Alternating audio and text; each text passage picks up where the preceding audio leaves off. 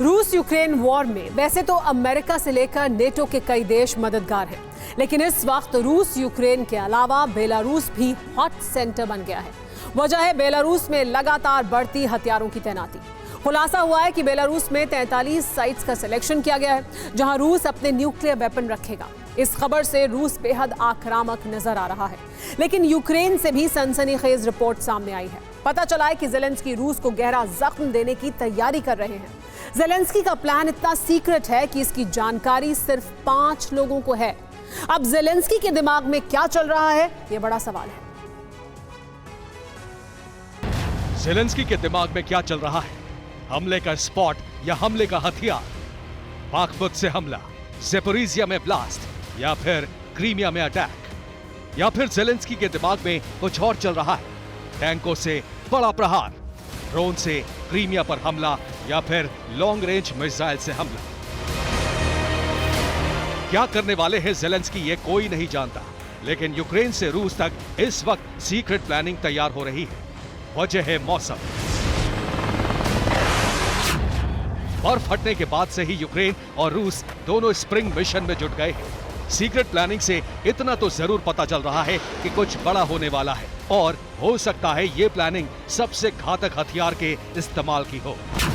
अब सवाल ये है कि क्या अगले कुछ महीनों में युद्ध का फैसला हो जाएगा? क्या दोनों देशों की तरफ से परमाणु हथियार का इस्तेमाल होगा? क्या रूस यूक्रेन युद्ध का अंत परमाणु धमाके से ही होने वाला है?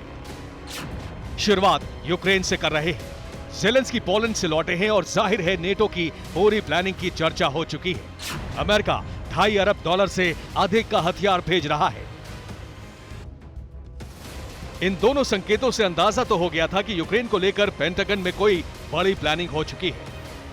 अब ज़ेलेंस्की की सीक्रेट प्लानिंग को लेकर आई रिपोर्ट से अंदेशा पुख्ता भी हो गया है। अब युद्ध के हर प्लान को सीक्रेट रखना दोनों देशों के लिए मजबूरी भी है, क्योंकि रूस के जासूस यूक्रेन से पोलैंड तक एक्टिव हैं।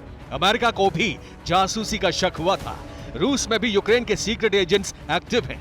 अमेरिका के सैटेलाइट भी रूस की जासूसी कर रहे हैं। बारूद से लड़ाई के बीच जासूसों का सीक्रेट वॉर भी जारी है। रूस की गिरफ्त में आए सैनिकों ने पूछताछ में क्या खुलासा किया है, यह भी यूक्रेन को नहीं पता। पिछले दिनों अमेरिकी खुफिया एजेंसी के चीफ ने पोलैंड का दौरा किया था, और माना जा रहा है कि अब अमेरिका ने पोलैंड और यूक्रेन को हर प्लान को बेहद खुफिया रखने का निर्देश दिया है। यही वजह है कि ज़ेलेंस्की ने अब एक कोर टीम बना ली है। ज़ेलेंस्की ने अपने 5 भरोसेमंद अफसरों को चुना है। अब 5 लोगों के अलावा किसी को अगले प्लान की जानकारी नहीं होती। यूक्रेन क्या करने वाला है, ये भी सिर्फ 5 लोग ही मिलकर तय करते हैं। सीक्रेट रिपोर्ट के मुताबिक ज़ेलेंस्की की सीक्रेट 5 टीम में 3 मंत्री और सेना के 2 अफसर हैं। अब यूक्रेन को लेकर जो थोड़ी बहुत जानकारी निकल सकी है वो आपको बताते हैं। रिपोर्ट के मुताबिक ज़ेलेंस्की के मिशन स्प्रिंग का लोकेशन फिक्स कर लिया गया है, लेकिन ये कहां है ये सिर्फ 5 लोगों को पता है। स्प्रिंग मिशन के तहत हमला किस तारीख को करना है, किस हथियार से करना है, किस वक्त करना है और कैसे करना है, ये सब भी फिक्स हो चुका है, लेकिन ये भी यूक्रेन के सिर्फ 5 लोगों को ही पता है। शक है कि ज़ेलेंस्की बाखमुत वापस पाने की जंग शुरू करेंगे। दूसरा शक ज़ेपोरिजिया से परमाणु ब्लास्ट करने का भी हो सकता है, और तीसरा क्रीमिया है।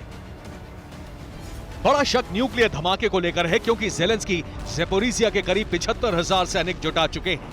यहां हथियारों का भी बहुत बड़ा स्टॉक जमा है। रूस की मीडिया ने दावा भी किया था कि यूक्रेन बहुत बड़ी साजिश में जुटा है।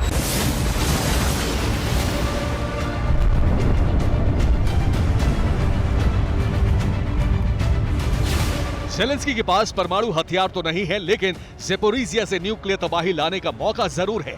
अब ज़ेलेंस्की क्या करेंगे, ये बड़ा सवाल है।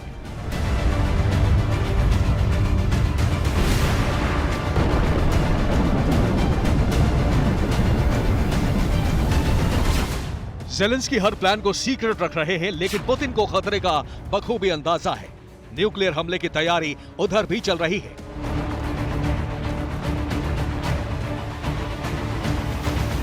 बेलारूस के राष्ट्रपति लुकाशेंको पुतिन से मिलने क्यों पहुंचे थे, इसका खुलासा भी होने लगा है। यूक्रेन के साथ साथ पश्चिमी देशों को टारगेट करने के लिए अब बेलारूस में न्यूक्लियर हथियारों की तैनाती बढ़ा दी गई है।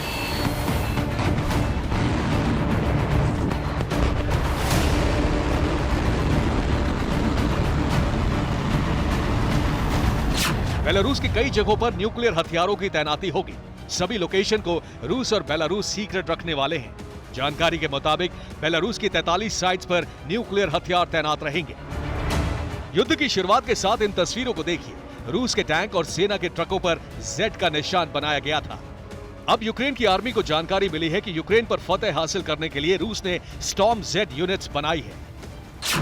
स्टॉर्म Z यूनिट्स हमले के लिए स्वतंत्र रहेगी। स्टॉर्म Z के पास परमाणु हमले वाले हथियार रहेंगे। रूस के कब्जे वाले डोनेट्स्क के सैनिक भी यूनिट में होंगे। यूक्रेन के आर्मी अफसरों के मुताबिक स्टॉर्म Z बनाने के 2 मकसद हो सकते हैं। पहला, न्यूक्लियर हमले या किसी सीक्रेट मिशन के लिए एक अलग यूनिट, और दूसरा, सैनिकों की कमी को पूरा करना। रूस का स्टॉर्म जेट के जरिए अपनी सेना को चलाने के नियम कायदे में बदलाव लाना है। पुतिन को लग रहा है कि यूक्रेन में कामयाबी नहीं मिलने की एक वजह सेना के बीच तालमेल और रणनीति की कमी है। इसीलिए माना जा रहा है कि स्टॉर्म जेट पुतिन की एक सीक्रेट सेना होगी जिसे पुतिन खुद हैंडल करेंगे। Bureau report, TV9 Bharatvarsh.